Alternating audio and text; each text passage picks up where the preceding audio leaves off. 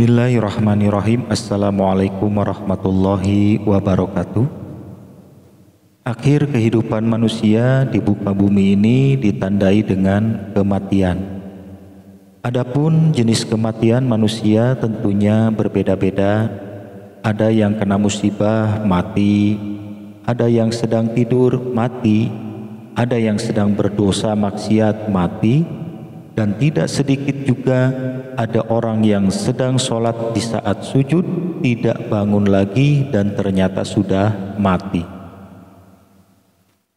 Nah, yang jadi pertanyaan, dikala manusia sudah mati, selanjutnya apa yang akan terjadi? Apakah langsung masuk surga atau neraka, atau ada kehidupan lagi? Dan apa yang mereka lakukan? Baik, dalam video ini akan saya sampaikan setelah mati manusia akan kemana dan seperti apa kehidupannya. Yang pertama, menunggu. Inilah kehidupan manusia setelah mati, yaitu menunggu. Menunggu apa? Yaitu menunggu kiamat. Mereka berada di alam kubur atau sering disebut alam barzah. Nah, di alam kubur atau alam barzah ini manusia sudah tidak mengerjakan ibadah lagi, tidak sholat, tidak sedekah lagi, hanya menunggu. Nah, dalam fase menunggu ini ada kehidupan-kehidupan yang dijalani selama di alam kubur, dan mereka disebut penghuni kubur. Makanya apabila kita melewati atau memasuki area pemakaman, kita dianjurkan mengucapkan Assalamualaikum. Itu artinya ada penghuninya di sana dan mereka dengar salam kita. Nah, semua manusia yang berada di alam kubur tersebut sedang menunggu datangnya kiamat. Ada yang gelisah karena memikirkan masalah dosa-dosanya, ada yang santai saja, dan ada juga yang seperti tidur, tidak terasa pas bangun sudah kiamat. Itu semua tergantung amal perbuatannya sewaktu hidup di dunia. Nah, itu yang pertama, kehidupan manusia setelah mati, yaitu menunggu kiamat di alam kubur atau alam barzah.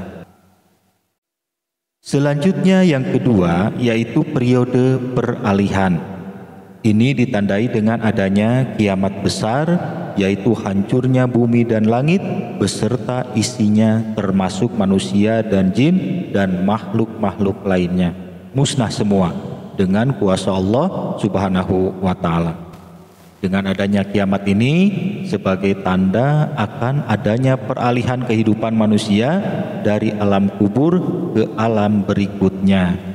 Nah, seketika habis semua, hancur semua, dan setelah kiamat besar tersebut, suasana hening, sunyi, senyap, tidak ada suara apapun, sepi sesepi-sepinya. Selanjutnya yang ketiga, yaitu dibangkitkan dari alam kubur. Semua manusia dan makhluk lainnya akan dibangkitkan dari kuburnya masing-masing setelah kiamat besar selesai. Suasana hening, sunyi, sepi, tidak ada yang bergerak dan tidak ada yang bersuara. Dan berdasarkan keterangan sampai 40 tahun lamanya sunyi sepi tersebut. Wallahu alam, kita tidak tahu persisnya berapa puluh tahun keadaan seperti itu terjadi.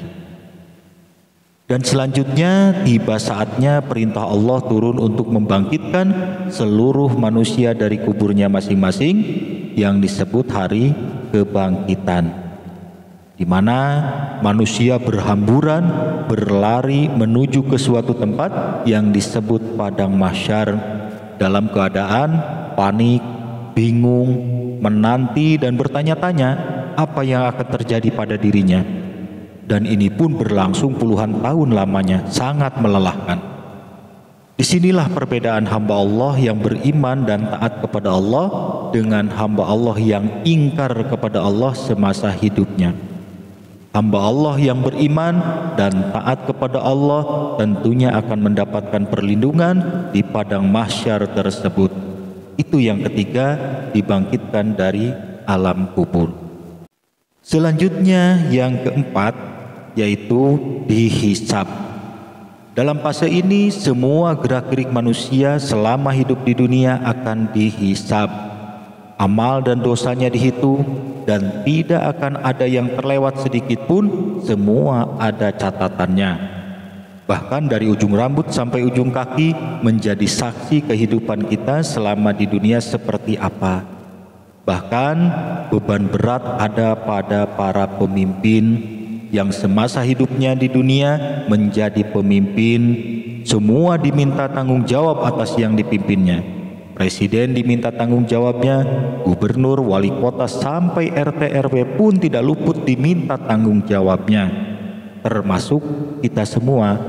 Sebagai suami diminta tanggung jawabnya, istri juga diminta tanggung jawabnya.